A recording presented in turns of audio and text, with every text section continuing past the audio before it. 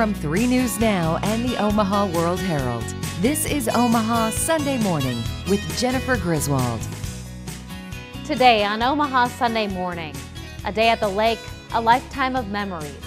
A day camp is helping young children with special needs and their families learn a lifelong hobby. And a man of many hats is creating music and fashion statements. Why he says the process is the same when it comes to making things that make others happy. Plus, from two-stepping to a step back in time, an old barn is helping a small community keep things of the past alive in western Nebraska and drawing in people from all over the state who are looking for a boot-stomping good time.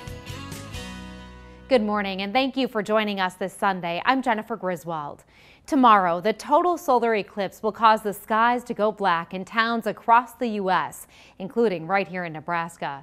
The rare solar event is expected to bring massive crowds to the state, and that has emergency officials converging on Lincoln, preparing from everything from traffic jams to potential severe weather.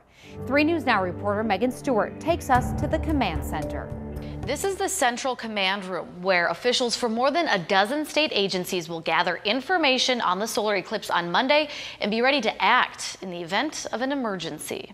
I'm looking forward to it because we're actually driving so that we can go into the totality path. Fiona Glenn is one of the many people who will hit the road Monday, traveling south or west, hoping to see a total solar eclipse. It's expected to be the largest tourism event ever in Nebraska history, which is why state officials need to be prepared. Our operations center here will be staffed with representatives from these different agencies, and then we also have some stakeholder organizations like the National Weather Service and the American Red Cross that will be here. The Nebraska Emergency Management Agency is hosting Central Command on the Air National Guard base in Lincoln. So this is going to be ground zero for us on the day of the event, where officials will have access to real-time information coming from communities in the path of totality, like Beatrice or Falls City. We really want to emphasize on safety, not only for our guests, but for our communities that are hosting these events statewide.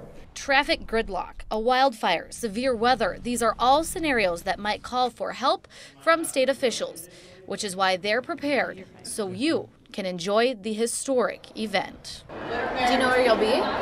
No. Yeah. I just know that we're driving.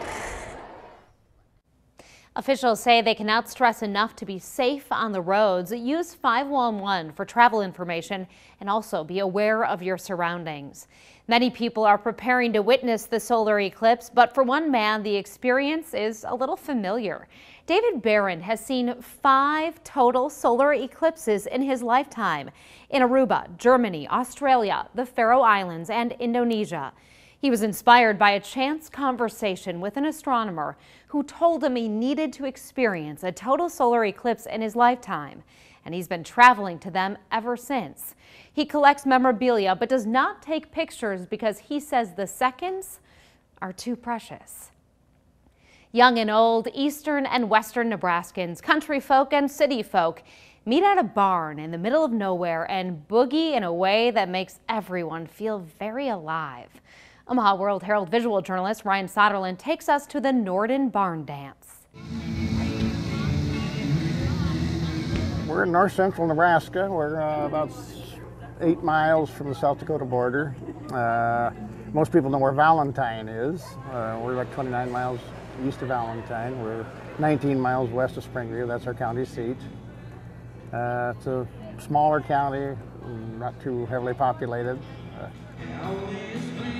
Well, I don't know when they started the dances for sure, but like I say, this is the 117th annual Hip-Hop County Fair and Rodeo.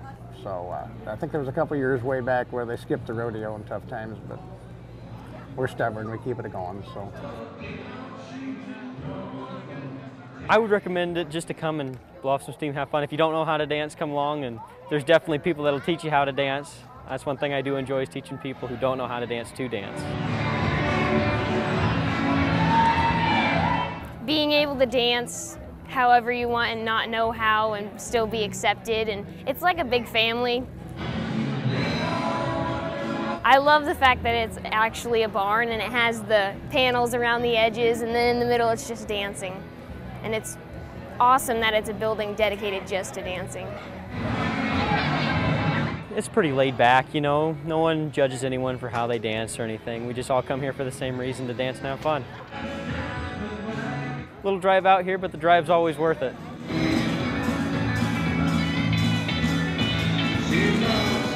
Dancing and having fun. This year marked the 117th year for the County Barn Dance, the 87th inside that very barn. They are there to protect and serve, but one local police department is taking that motto a step further to educate and support. And they're doing it through a new police patch design, proving a little pink on the uniform can go a long way in saving someone's life. That story when Omaha Sunday Morning continues.